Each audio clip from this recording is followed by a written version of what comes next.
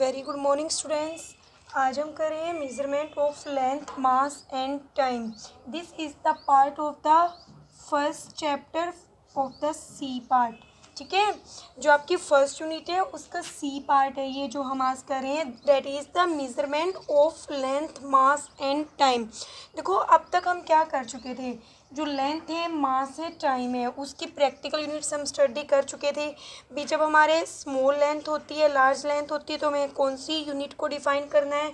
Heavy मास है, small mass है, तो कौन सी करना है। हैवी मास में हमें करना है जैसे हमारे जो नॉर्मली यूनिट हम स्टडी करते हैं, जैसे कि आपकी किलोग्राम, ग्राम।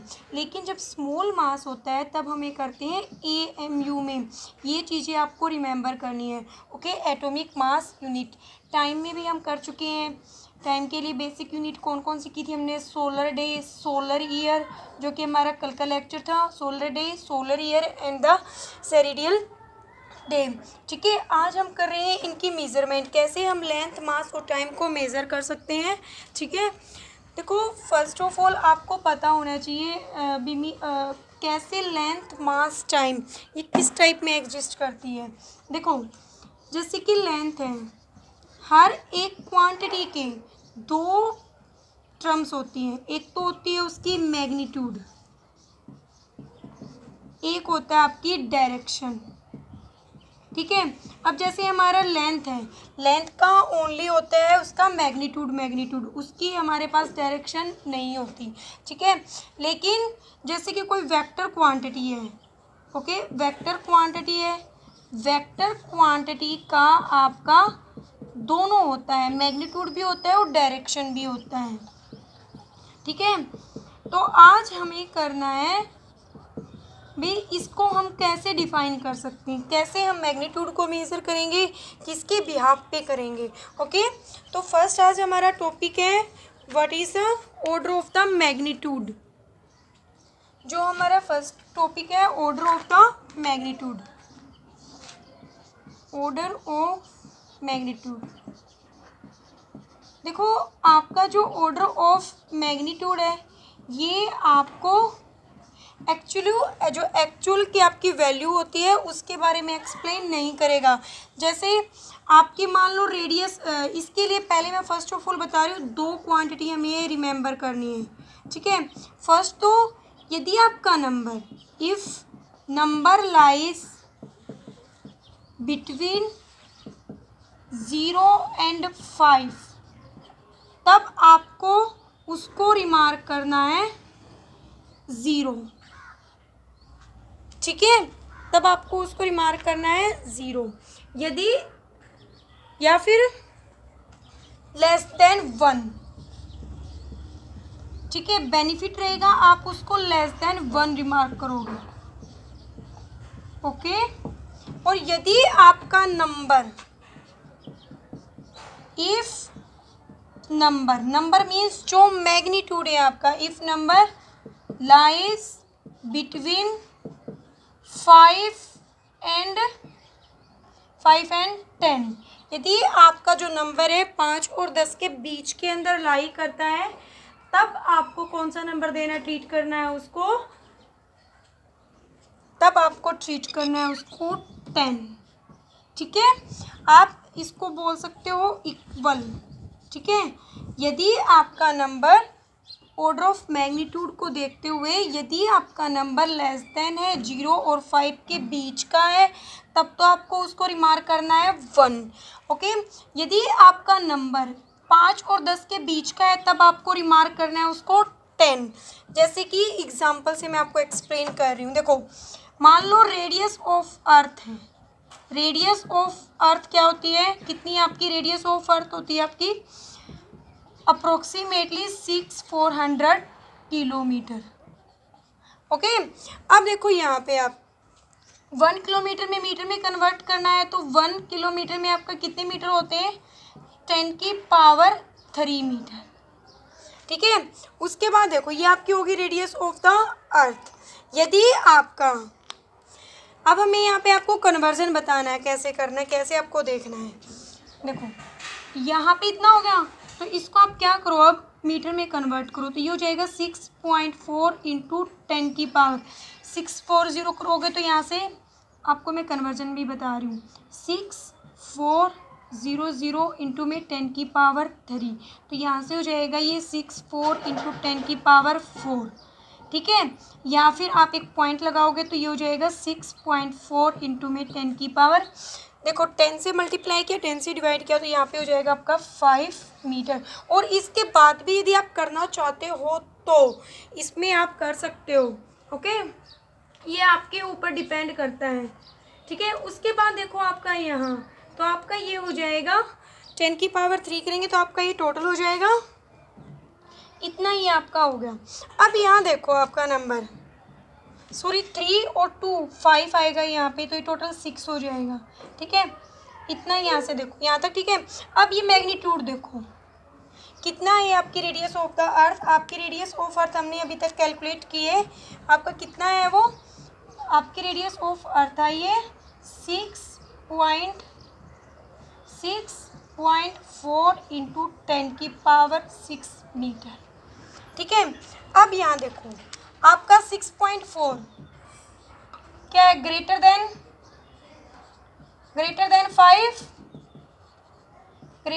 5, तो आपको यहाँ पे क्या नाम देना पड़ेगा इसका, ग्रेटर देन 5 है तो यहाँ देखो जब आपका नंबर बिटवीन 5 और 10 के बीच में लाइज करना है तो हमें उसको क्या रिमार्क करना है, 10। तो यहाँ पे आपकी रेडियस हो जाएगी 10 इंटू में आपका यहाँ पे क्या है 10 की पावर 6, तो ये आपका हो जाएगा 10 की पावर 7 मीटर, ठीक है। ये आपकी क्या हो रही है यहाँ पे रेडियस, देखो ये होता है आपका ऐसे ऑर्डर ऑफ द मैग्नीट्यूड। मतलब मैग्नीट्यूड आपका क्या था, ये आपका मैग्नीट्यूड ही था, इसको हमने किसकी फॉर्म में किया है, ऑर्डर। ऑर्डर में होती है power, okay, power of the magnitude. देखो पूरे कंप्लीट रेडियस को हमने एक पावर के फॉर्मेट में इंक्लूड कर लिया। अब यहाँ पे आप रिजल्ट देखो, आपकी एक्चुअली वैल्यू क्या थी 6.4 इंटू 10 की पावर 6 मीटर, लेकिन हमने जब ऑर्डर ऑफ मैग्नीट्यूड कैलकुलेट किया है तो आपकी वैल्यू कितनी आई है, आर नियरली इक्वल टू 10 की पावर 7 मीटर, ठीक है। तो आपका ऑर्डर ऑफ मैग्नीट्यूड है, यहाँ से हमें कंफर्म हो रहा है भी हमें एक्चुअली जो वैल्यू है उसके बारे में नहीं बताता, उसके नियरेस्ट जो वैल्यू होती है उसके बारे में हमें एक्सप्लेन करता है in the power of the order. यहाँ पे देखो 10 की पावर कितनी है 7, तो आप यहाँ लिखोगे अर्थ का ऑर्डर ऑफ मैग्नीट्यूड क्या हो जाएगा, यहाँ पे order of magnitude of earth, order of magnitude of earth आपका यहाँ से कितना हो जाएगा, nearly 7, okay, that is the order of the magnitude. उसके बाद आपका देखो एक एग्जांपल और हम करते हैं। नेक्स्ट एग्जांपल है आपका, कोई पर्सन है, ठीक है, जिसकी हाइट आपकी कितनी है 1.8, एनी पर्सन है जिसकी हाइट क्या है, मान लेते हैं height of a person, height of a person, कोई पर्सन है जिसकी हाइट कितनी है, जिसकी हाइट है, हाइट ऑफ द पर्सन कितनी है उसकी 1.8 मान लो या 1.9, आपकी मर्जी है, कोई भी एग्जांपल लो, ठीक है। अब यहाँ देखो आप, यहाँ ये नंबर देखो, इसको हम कैसे रिप्रेजेंट करते हैं, आपको पता है 10 की 0 क्या होता है 1, 10 की पावर 1 होता है 10, 10 की पावर 2 होता है 100, ठीक है। तो 1.8 मीटर, इसको हम क्या लिख सकते हैं 1.8 इंटू 10 की पावर 0, इतना यहाँ तक हम कर सकते हैं, ठीक है। क्योंकि हमें किसके फॉर्मेट में देखना है, हमें पावर के फॉर्मेट में देखना है, तो इस वजह से हमारी पावर यहाँ इंक्लूड होनी चाहिए, ओके। अब यहाँ देखो ये जो नंबर है, ये नंबर क्या है लेस देन 5 है। जब आपका नंबर लेस देन 5 होता है तो हमें उसको क्या रिमार्क करना होता है 1, तो 1 इंटू में 10 की पावर 0, मतलब 10 की पावर 0, क्योंकि 1 को किसी से मल्टीप्लाई करो वही टर्म आती है। तो यहाँ मुझे बताओ, देखो यहाँ देखो आप, हाइट ऑफ ए पर्सन का ऑर्डर ऑफ मैग्नीट्यूड यहाँ पे क्या हो जाएगा 0, तो यहाँ पे लिखोगे order of magnitude, order of magnitude यहाँ पे क्या हो गया उस पर्सन का 0। बट क्या एक्चुअली में उस पर्सन की हाइट 0 थी, नहीं, उसकी हाइट क्या थी 1.8 मीटर। मतलब क्या है, आपको ऑर्डर ऑफ मैग्नीट्यूड है, केवल एक आपको एक नियरेस्ट वैल्यू बताता है, ना कि आपको जो उसकी फिक्स्ड वैल्यू है उसके बारे में एक्सप्लेन नहीं करता। ओके, उसके बाद देखो आपका नेक्स्ट टॉपिक आता है range of the person, range of the quantities.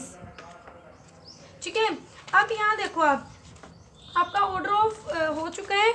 अब हमारा नेक्स्ट टॉपिक है range of variation of the length. यहाँ से हम करेंगे range of variation of health, range of variation of length. देखो नेम, टॉपिक का नाम क्या है, लेंथ, वेरिएशन ऑफ लेंथ। मतलब जहाँ लेंथ आपकी वेरी कर रही है उसकी रेंज, मतलब आपकी लेंथ जो है उसकी वेरिएशन की रेंज क्या क्या हो सकती है। देखो हम अब तक वैसे तो size of proton, size of proton या size of nucleus, size of nucleus आपका होता है 10⁻⁻15 मीटर। ये इसको हम बोलते हैं फर्मी, 1 फर्मी, या इसको बोलेंगे फेम्टोमीटर। जो हमारी रेंज है, जो स्मॉलेस्ट रेंज है, अब तक हम इस क्वांटिटी को मानकर चल रहे हैं भी size of nucleus, size of proton, इनका कितना हो सकता है 10⁻⁻15, जो कि आपका सबसे स्मॉलेस्ट हो सकता है।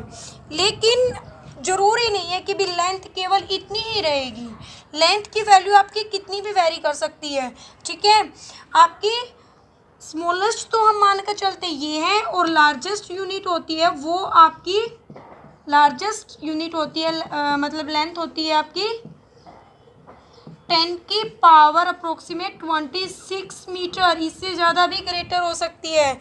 लेकिन फ़िलहाल अब तक हमने जो सर्च किया है, एक्सपेरिमेंटल सर्च हुआ है, उसमें जो स्मॉलेस्ट क्वांटिटी है इसको गिवन है और जो लार्जेस्ट लेंथ है उसको गिवन है।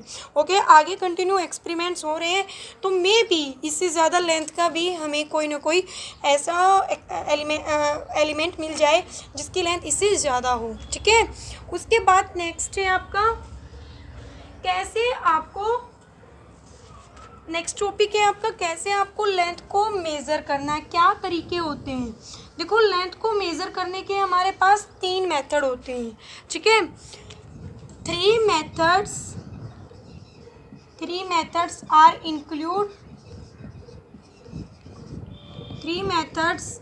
include to measure the length,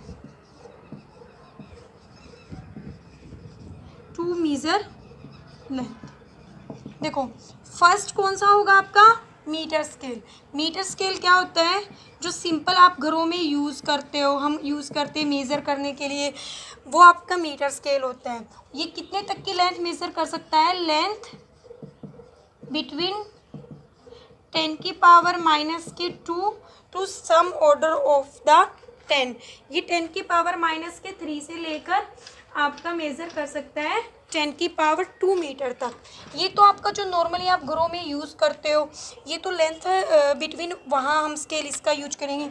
second देखो जो आपके लिए बिल्कुल नया हो सकता है, वो है आपका वर्नियर कैलिपर। वर्नियर कैलिपर इसका हम यूज कहाँ करेंगे, देखो वर्नियर कैलिपर आपका एक ऐसा इंस्ट्रूमेंट है, ये है ना अप टू 10⁻⁻4 डिस्टेंस तक आपकी मेज़रमेंट कर सकता है। ठीक है, देखो ये आपका इसका कैसे होता है, ये देखो वर्नियर कैलिपर के अंदर क्या होता है, एक ऐसा इंस्ट्रूमेंट होता है ये जो किस किस को मेज़र कर सकता है, लेंथ को भी, हाइट, और ये डेप्थ को भी मेज़र कर सकता है, डेप्थ। ठीक है, अब यहाँ देखो इसका डायग्राम कैसे होता है, इसकी ये ऐसे होता है। देखो यहाँ पे कोई लार्ज स्केल होता है ऐसे, लाइक दैट। उसके बाद देखो यहाँ पे ना एडजस्टमेंट स्केल होते हैं, यहाँ पे एक तो हुक यहाँ पे होगा आपका और एक यहाँ पे होता है। ठीक है, उसके बाद देखो यहाँ पे दो टाइप के स्केल होते हैं, एक वर्नियर स्केल होता है, एक मीन स्केल होता है। वर्नियर स्केल होता है यहाँ पे देखो, यहाँ पे बी उसकी नंबरिंग होती है, जैसे इस टाइप में जो नॉर्मली हमारे स्केल के अंदर होते हैं ना 1 2 3 4 5, और इसके ऊपर होता है आपका मेन स्केल, यहाँ आपका होता है मेन स्केल। इसमें जब हम इसमें डिस्टेंस को आप लेंथ को कैलकुलेट करोगे ना तो आपको दोनों रीडिंग पढ़नी पड़ेगी। ये तो होगा आपका वर्नियर स्केल और ये आपका होगा मेन स्केल, ठीक है। ये होते हैं आपके एडजस्टिंग, दो एडजस्टिंग के जो गैप होते हैं वो यहाँ होते हैं। जैसे आपको एक्सटर्नल करना है, मतलब बाहर से ही आपको मेजरमेंट करनी है, तो आप इनको एक्सचेंज करोगे, इनको चेंज करोगे, फिर आप उसके कोरस्पोंडिंग उस जो इंस्ट्रूमेंट से आप रीडिंग डिनोट करोगे, ठीक है। ये मैंने सिर्फ आपको एक रफली डायग्राम बनाया है ताकि वर्नियर कैलिपर आप समझ सको। देखो जब हम इसको वेरी करेंगे तो ये दोनों स्केल वेरी करेंगे, तो उससे हम क्या होता है किसी भी बॉडी की एक्सटर्नल लेंथ को मेज़र कर सकते हैं। लेकिन यदि हम इन स्केल्स को मूव कराएंगे तब भी इनमें मूव होगा, तब हम उसके कोरस्पोंडिंग इंटरनल के कोरस्पोंडिंग हम अपनी रीडिंग को डिनोट कर सकें। इसके अंदर आपको ध्यान रखना है बस दो स्केल होते हैं, इन दोनों स्केल की रीडिंग को आपको डिनोट करना होता है to find the length, distance and depth and height of any object, okay.